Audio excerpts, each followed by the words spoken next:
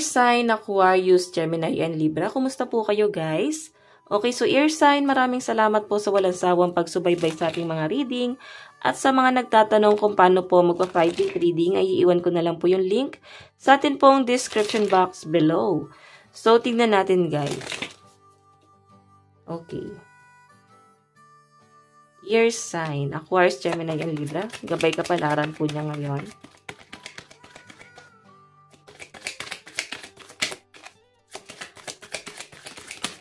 Okay, so guys, air sign, meron tayong pride. Bakit parang may mga nahihirapan, nasasaktan, umiiyak yung puso pero hindi nyo kayang umiyak? Sa loob nyo guys, naiiyak kayo.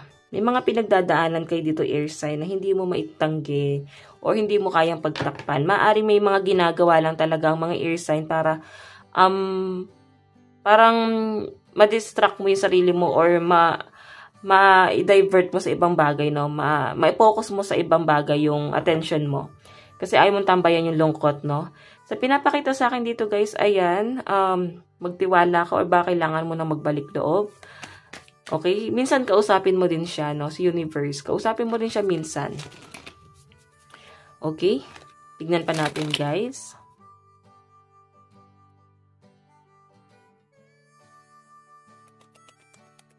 Meron po tayong, ayan, stress, air sign. Grabe na yung stress, grabe na yung pag-overthink. Pinipilit mong maging kalmado. Okay, pinipilit mong maging relax. Sa pinapakita sa akin, guys, ngayon, siguro, nahihirapan kang matulog, nagkakaroon ka ng insomnia. Ang ginagawa na lang talaga ng iba sa inyo, guys, parang umiinom na lang siguro ng sleeping pills para makatulog or baka umiinom para makatulog. Nahihirapan ka kasi may mga bagay kang iniisip, pinoproblema. Okay? Yan yung iba sa inyo, guys. Siguro, wala. Parang na-distract, no? Na-distract yung tulog mo. Okay? Pwedeng namali na sa oras. And may mga pag-a-adjust kang gagawin para maibalik ulit sa dati yung tulog mo, maayos sa tulog mo. Or pwedeng hirap ka talagang matulog dahil sa mga stress mo.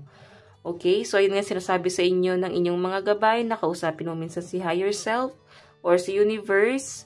Okay? Tingnan pa natin guys, ano pang inyong message. Message po kay air sign ngayon. Okay. Meron po tayong attend to the details. Meron po tayong take inspired action.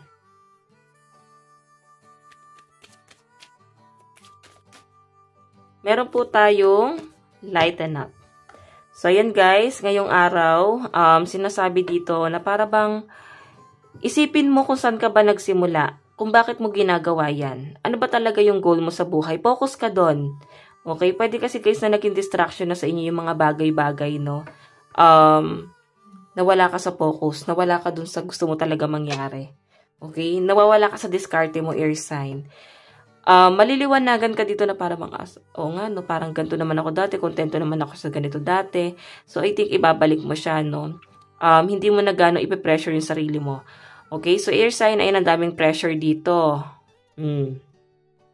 So, kailangan mo mag-isip, kailangan mo kausapin si universe, ikaw lang din ang makakatulong sa sarili mo. Kaya nga sinasabi rito, kailangan mong isipin, bakit ka nandyan? Ano ba talaga yung intention mo? Ano yung purpose mo? Bakit ka nandyan?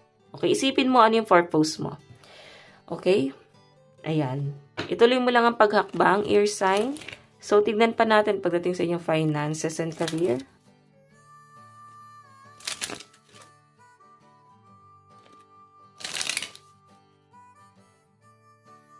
Finances and career.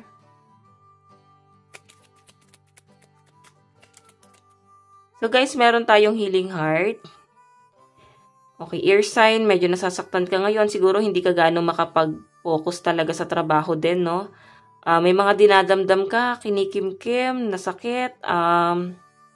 Yun nga, sabi ko kanina, air sign, parang umiiyak ka sa loob mo, pero hindi mo kayang ilabas. Okay, siguro may mga kurot na nararamdaman, kirot, ganon. Sige, tignan pa natin. Siguro guys, may disappointment ka sa trabaho mo. Oo, parang nadadown ka. or pwedeng may frustration kang nararamdaman. Okay, yan yung na-feel ko dito, air sign. May frustration kang nararamdaman ngayon pagdating sa inyong hanap buhay, sa inyong career. And nakikita ko guys na maaring nagpaplano na yung mga air sign na magkaroon ng changes. Okay, siguro nagsisimula ka na mag-ipon kasi gusto mo na mag-business. Okay, so tama yan guys, huwag ka muna mag-quit sa trabaho mo. Pag-ipunan mo muna yung pagsisimula mo ng business, okay? Ayan. So, malaking sugal kasi ang gagawin ng mga air sign dito. At nakikita ko naman air sign na magtatagumpay ka dyan. Kasi meron ditong new beginning. The Grim Reaper. Okay? So, tingnan pa natin guys. Pagdating sa inyong love life.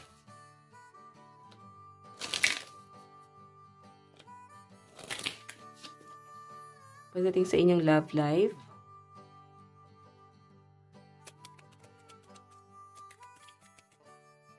Okay, meron po tayong lightning, may mga naliliwanagan. Parang may mga nabibigla pa rin sa mga nangyayari or pwedeng hindi pa rin guys matanggap. Okay, hindi pa rin matanggap na bakit yun ang nangyari, bakit ito ang kinahinatnan. Okay. So guys, meron tayong love call and seduction. Ayan, nako guys. Maaring may magpaparamdam sa inyo air sign. May naliwanagan din dito, no?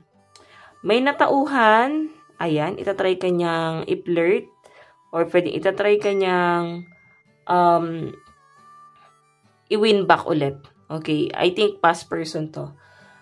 Sa pinapakita sa akin air sign, si person mo, hindi siya guys makarecover. Pwedeng nakapagbitaw siya ng masasakit na salita, air sign, maaari sinabi niya na finish na, wala na talaga, hindi tayo magkakaayos, ganyan-ganyan. Dami yung sinabi air sign, no? Pero sa pinapakita sa akin guys, naliliwanagan siya ngayon. Parang kinakain niya ngayon yung mga sinabi niya. And sa pinapakita sa akin guys, ayan, may magpaparamdam. Okay? Yung iba sa inyo guys na in relationship, I think yung person mo araw-araw naliliwanagan na ikaw lang pala talaga yung mahal niya. At nare-realize sa sarili niya na para bang siya talaga si the one. Parang ganon. Okay, araw-araw kanyang pinipflirt. Ayan, ang sweet ng person mo guys sa pinapakita sa akin. Okay, so tignan pa natin ang inyong love advice. Meron po tayong keep an open mind. Ayan. Yung iba sa inyo guys, may mga bagay kayong pag-uusapan ng person mo. Mga importanteng bagay. At kayo na lang din guys ang nakakalam kung ano man yan. I think private na yan, no? So, meron po tayong express your love. Oh. Alam nyo guys, may nakikita ko ditong past person na nakakaisip sa inyo ngayon. Nababalitaan niya ngayon yung mga nangyayari sa'yo. At alam mo, nandun siya sa point na para bang may lungkot siya na nararamdaman, pwedeng na-insecure, na parang dati kasi guys, pwedeng past person yun, no? Parang dati, binaliwala ka lang niya, ngayon may nagmamahal na sa inyo. Okay, pwedeng pinaninindigan ka pa ng taong nagmamahal talaga sa inyo ngayon. Okay? Yung siguro guys, yung insecurity ng past person. Okay, so, pwede kasi guys na yung, ito dalawa kasing ex yung nakikita ko. Pwede yung isa kasi babalik, yung isa guys nare-realize na para bang wala na, sinaktan ka rin nun. Okay? So, yun guys, ang lucky number mo na sabi ko na ba, 62, 58, and 73. Tignan pa natin guys. Okay, ayusin lang natin to guys. Okay. Mensahe pa po kay air sign. Meron po tayong overthinking can spoil the magic. So, air sign, iwasan mo na yung pag-overthink mo ngayong araw. Kasi kung ano iniisip mo ngayon, mamamanifest mo yan, guys. Mangyayari talaga sa inyo, lalo na kung negative to, guys. Okay? Think positive lang, guys, para ito lang yung namamanifest mo, okay? Tignan pa natin, air sign. Meron tayong, bliss is worth creating from. Diba? May mga biyaya, blessing na paparating sa inyo na hindi mo in-expect. Huwag kang susuko, guys. Kasi maaaring yung mga pinagdadaanan mo ngayon ay pagsubok lang. Okay? Pagsubok lang. Mali yung sinabi ko. Pagsubok para sa inyo. Okay? Kasi, worth it naman yung magiging, worth it naman yung makukuha mo once na malampasan mo tong pagsubok na to. Okay? So, ayan. Air sign. Ito lang naman po ang inyong reading. Hanggang sa muli. God bless and love you all. Thank you.